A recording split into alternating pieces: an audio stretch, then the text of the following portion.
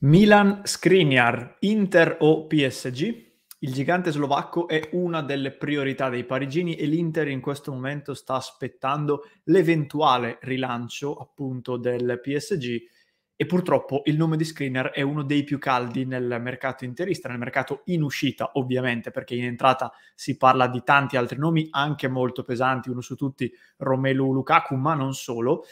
Ci siamo però confrontati in redazione, ci siamo resi conto che sono rimasto sorpreso, ma è la verità, non avevamo ancora dedicato un contenuto unicamente al discorso Skriniar, di cui ormai si parla da qualche giorno, ne abbiamo parlato all'interno ovviamente delle nostre dirette quotidiane e in maniera collaterale all'interno di qualche altro contenuto, ma uno specifico su Skriniar non l'avevamo ancora fatto. E quindi eccoci qui, questo è il contenuto dedicato a Milan Skriniar, in cui cercherò di dirvi,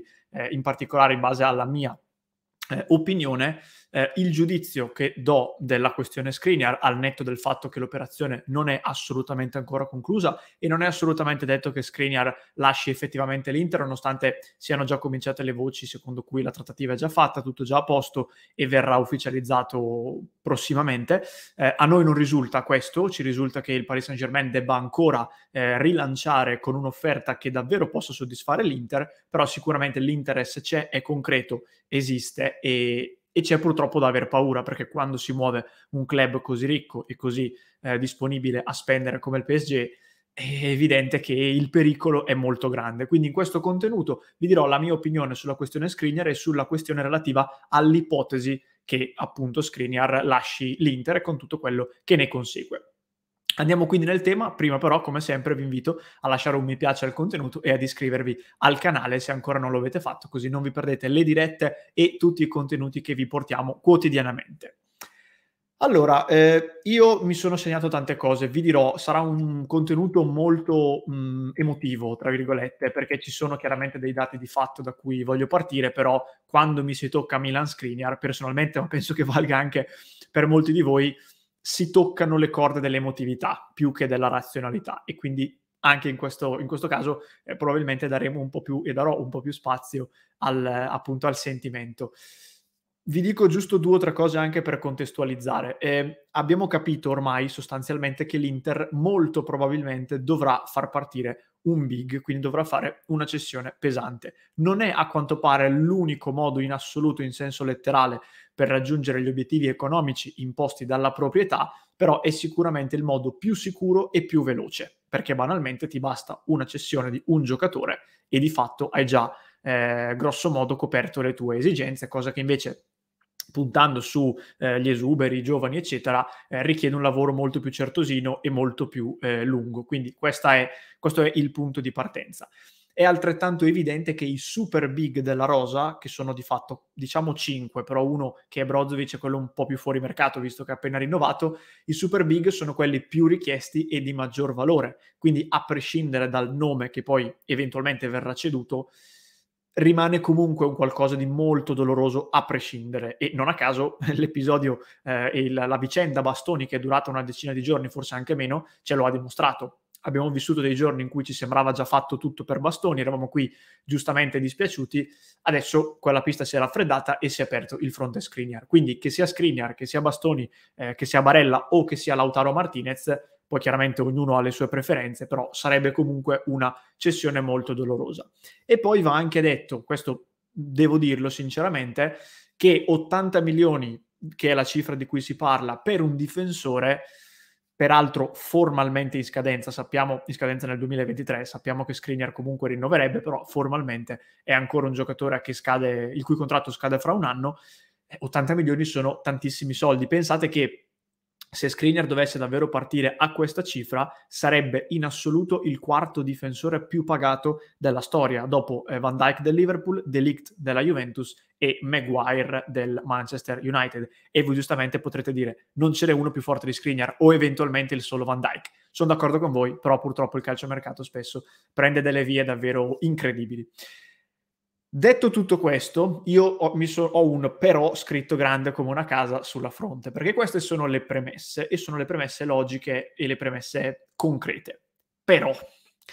quando si parla di Milan Skriniar, c'è un enorme però e c'è un enorme discorso collaterale alle questioni tecniche, alle questioni economiche e tutto quanto che non può essere ignorato. Allora, innanzitutto voglio specificare una cosa prima di aprire il discorso che voglio fare. Attenzione, perché l'anno scorso, giustamente in tanti tifosi interisti si stavano arrabbiando, comunque rivendicavano il fatto che Hakimi dovesse essere ceduto ad una cifra molto importante e si diceva, nonostante l'Inter fosse in una situazione economica peggiore e non di poco rispetto a quella attuale, si diceva l'Inter da, mi pare, circa 70 milioni di euro per Hakimi di base fissa non si muove, o 70 o niente, e poi ci si siede al tavolo. Alla fine Hakimi è partito per 60 milioni di base fissa più dei bonus, che peraltro, anche se centrati tutti, non avrebbero toccato quota 70 milioni. Perché sto dicendo questo? Perché attenzione, io sto sentendo gli stessi discorsi su Skriniar, almeno 80 milioni, sotto gli 80 milioni non ci sediamo neanche al tavolo. E mi auguro che nel caso sia così, ma non sarebbe la prima volta che si dicono queste cose e poi l'operazione si chiude a delle cifre molto inferiori. Secondo me 80 milioni per Skriniar sono una buona cifra, su cui, se ignoriamo l'aspetto economico, ci può stare a ragionare, ma devono essere 80 milioni. Non 65 più bonus, non, come leggevo oggi, 60 più Draxler, un giocatore che probabilmente l'allenatore del PSG non sa nemmeno che fine ha fatto, non sa nemmeno dov'è, e loro ce lo vogliono infilare nella trattativa per uno dei difensori più forti del mondo. No, o sono 80 milioni reali, oppure realmente però si deve frenare tutta la questione. Quindi questa era la prima premessa che francamente ci tenevo a fare. Poi, su Skriniar io sinceramente sono consapevole di non essere lucido e di non essere oggettivo, perché Skriniar è uno dei miei giocatori preferiti. Apro e chiudo parentesi, quest'anno ho comprato la maglia di Dzeko, ho fatto sapere a tutti voi nelle varie dirette che l'ho scelta perché quella di Skriniar volevo che fosse quella dell'anno prossimo. Quindi io già avevo capito il giocatore di cui avevo preso la maglia, e adesso speriamo che però questa cosa non mi venga impedita da ovvie motivazioni. Comunque, uno forte come Skriniar, ragazzi, non c'è. Nemmeno Bremer, che è un giocatore molto forte, su cui l'Inter, lo sappiamo, è molto forte, non è forte quanto Skriniar. Innanzitutto andrebbe testato in una big, e io credo che si ambienterà senza grossi problemi, però è abbastanza chiaro che debba ancora essere testato, ed eventualmente deve essere testato anche in quella posizione, perché nel Torino Bremer ha giocato come centrale nella posizione di De Vrij, per capirci. Quindi se lo scambio fosse, tra virgolette, fuori Skriniar dentro Bremer, andrebbe ancora compreso per bene il valore del centrale brasiliano, che comunque, ripeto, sono abbastanza convinto che possa diventare un giocatore molto importante. Però uno forte come Skriniar al momento non c'è. E poi, soprattutto, qui abbandono un attimo l'aspetto tattico, se vendi Skriniar, tu di fatto vendi un capitano senza fascia, almeno per il momento, ma che nei fatti è letteralmente un capitano. Non dico che sia ai livelli di Zanetti, ai livelli di Maldini, questi giocatori che hanno fatto letteralmente la storia del calcio, perché ci sarebbe bisogno ancora di tempo per farlo arrivare a quei livelli, però diciamo che è sulla buona strada al momento per raggiungere quell'Olimpo lì. Quindi cedermelo adesso,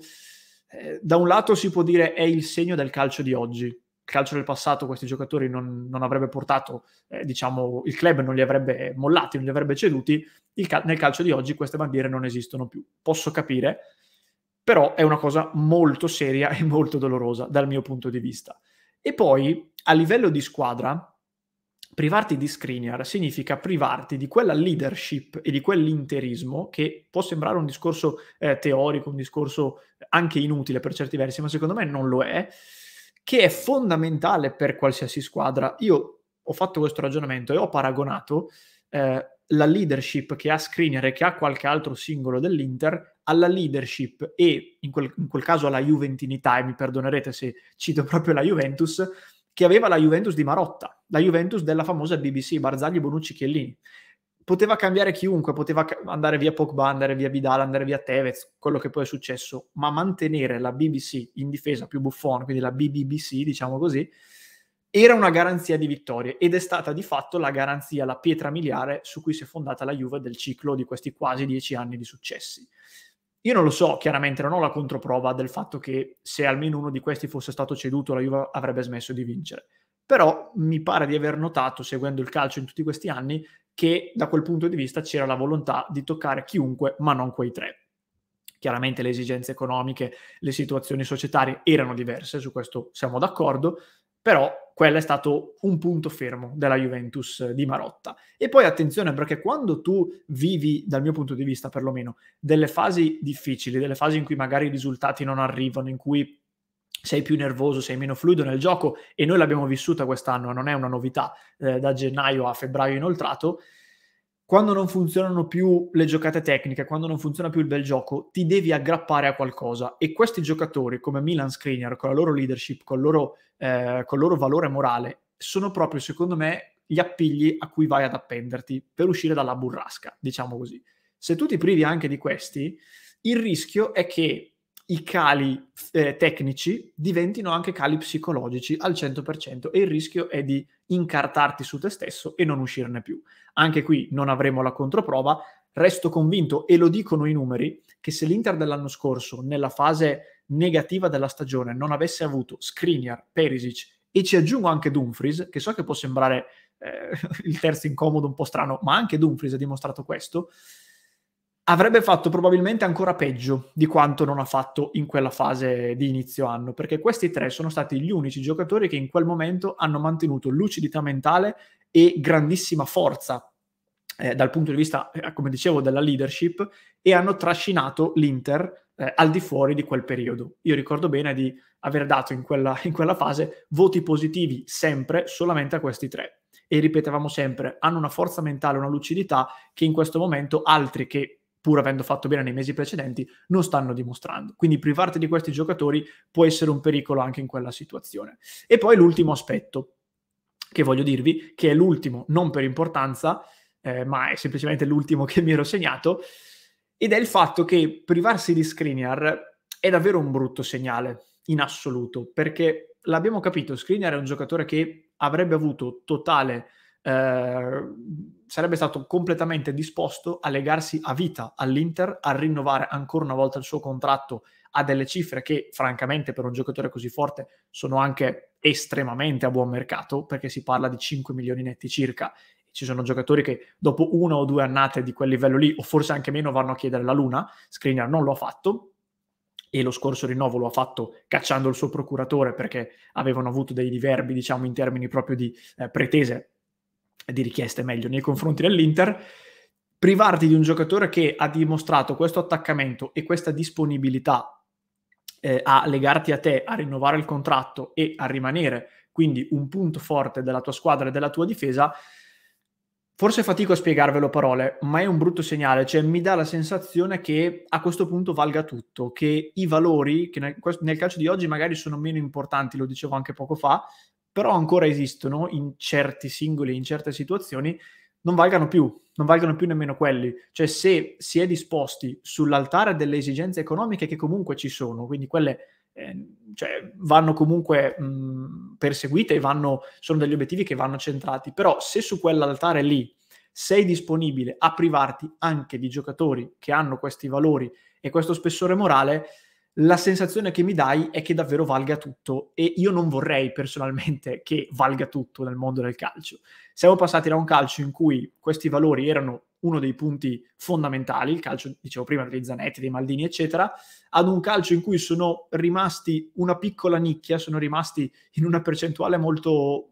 molto contenuta, ma che ancora ci sono, e io vorrei che venissero mantenuti, nonostante tutto. E quindi giocatori come Skriniar, giocatori come Bastoni, legati in questa maniera,